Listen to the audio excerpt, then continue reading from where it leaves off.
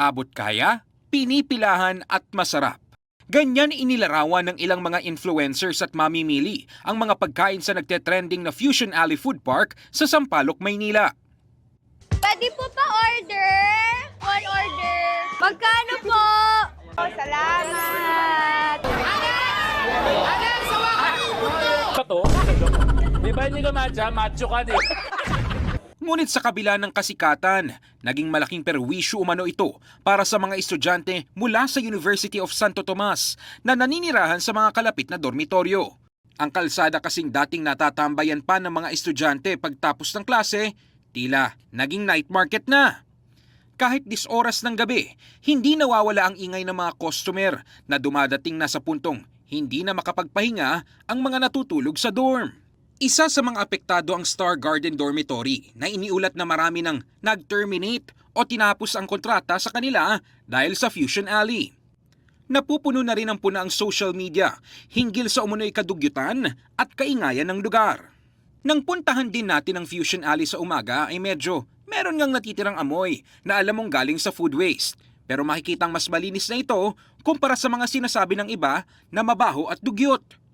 Pinabulaanan ni Manila City Mayor Isko Moreno Dumagoso ang mga puna dahil pinapalinis umano niya ang lugar tuwing gabi at pina-flushing tuwing umaga. Dinidiin din ng alkalde na mas naging maayos at accessible umano ang naturang kalye dahil sumusunod ang mga nagtitinda sa patakaran ng lokal na pamahalaan. I will contradict that madumi sa araw. That. Sa alidang I cannot allow you saying that because sa gabi, pinalilinis ko yun. Sa araw, pinapa-flashing ko yun. Before kasi, you were everywhere. Do you agree with that? You're everywhere. You're along the Masalang, you're along the streets, you're along the Bangketa, you're everywhere. Why didn't you complain na maingay nung araw?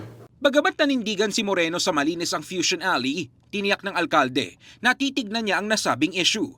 Kaya agad siyang nakipagdialogo sa mga vendors at sinabing handa umano itong ipasara ang food hub kung dugyot na ang lugar at nakakaapekto na sa mga residente at estudyante sa lugar.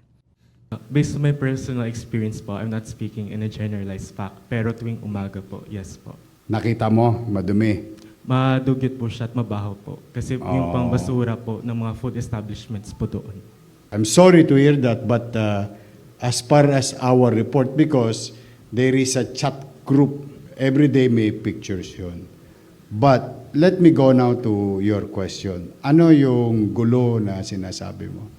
So you want me to shut down the entire No, hindi po. Ano ba talaga gusto tinatanong niyo? ko lang po kung ano yung maaring mga pwedeng solusyon tungo po sa Fusion Alley po. Kasi I can close it down. If you want it now, I will close everything. Inatasan na niya ang Department of Environment and Public Services na mas maagang kolektahin ang mga basura sa lugar. Naging visible na rin ang flushing tuwing umaga upang mas maging malinis ang food hub na pinupuntahan ng maraming tao sa gabi.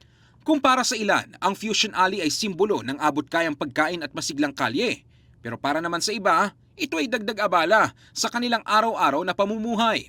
Kaya nasa kamay ng lokal na pamahalaan kung paano mababalanse ang sigla ng negosyo at kapakanan ng komunidad. In the heart of changing lives, ako si Brigada Ino Flores ng 105.1 Brigada News FM Manila, The Music and News Authority.